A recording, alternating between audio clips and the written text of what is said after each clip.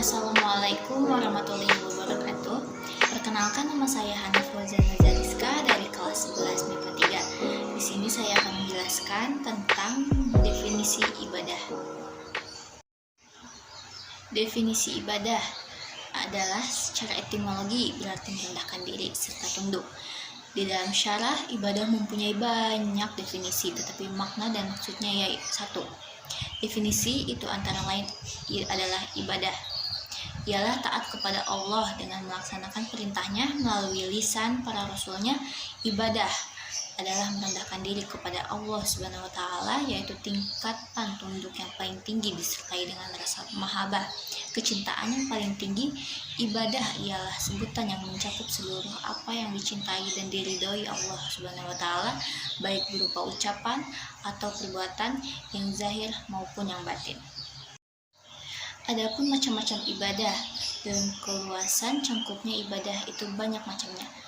Ia mencakup semua macam ketaatan yang nampak pada lisan, anggota badan, dan yang lahir dari hati, seperti zikir, tasbih, tahlil, dan membaca Al-Quran, sholat, zakat, puasa, haji, jihad, amar ma'ruf, nahi mungkar, perbuatan baik kepada kerabat, anak yatim, orang miskin, dan ibnu sabil.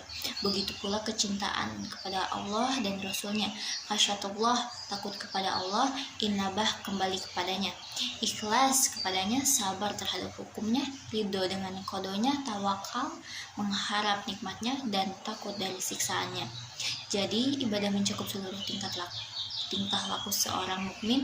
Tidak diniatkan kurbah atau mendekatkan diri kepada Allah atau apa-apa yang membantu kurbah, bahkan adat kebiasaan yang mubah pun bernilai ibadah jika diniatkan sebagai bekal untuk taat kepadanya, seperti tidur, makan, minum, jual beli, bekerja mencari nafkah, nikah, dan sebagainya.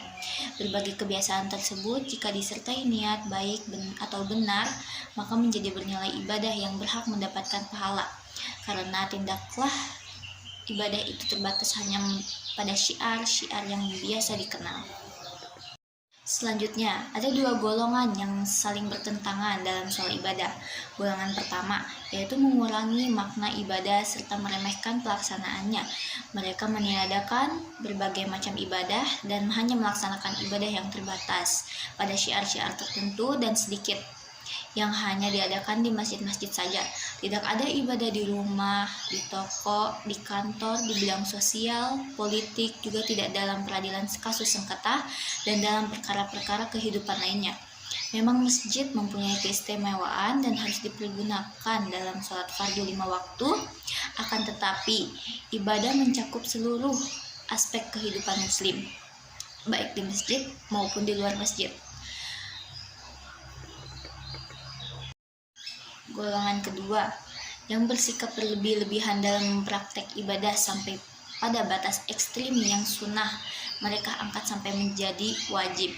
Sebagaimana yang mubah mereka angkat menjadi haram. Mereka menghukumi sesat dan salah orang yang menyalahi manhaj mereka, serta menyalahkan pemahaman-pemahaman lainnya. Padahal sebaik-baik petunjuk adalah petunjuk Nabi Muhammad SAW, dan seburuk-seburuknya perkara adalah yang bid'ah. Next, syarat diterimanya ibadah. Agar bisa diterima ibadah disyaratkan harus benar, dan ibadah itu tidak benar kecuali dengan adanya syarat ikhlas karena Allah semata dan bebas dari syirik besar dan kecil sesuai dengan tuntunan Rasulullah SAW. Syarat pertama adalah konsekuensi dari syahadat la ilaha illallah, karena ia mengharuskan ikhlas beribadah hanya untuk Allah dan jauh dari syirik kepadanya. Sedangkan syarat kedua adalah konsekuensi dari syahadat Muhammad Rasulullah, karena ia menuntut wajibnya taat kepada Rasul, mengikuti syariatnya, dan meninggalkan bid'ah atau ibadah-ibadah yang diadakan. Dari kesimpulan materi ini yaitu, yang pertama, kita tidak menyembah kecuali kepadanya. Yang kedua, bahwasannya Muhammad adalah utusannya yang menyampaikan ajarannya, maka kita wajib membenarkan dan mempercayai beritanya, serta mentaati perintahnya. Beliau telah menjelaskan bagaimana cara kita beribadah kepada Allah Dan beliau melarang kita dari hal-hal baru dan atau bid'ah. Beliau mengatakan bahwa bid'ah itu sesat. Baik, segitu saja dari saya. Mohon maaf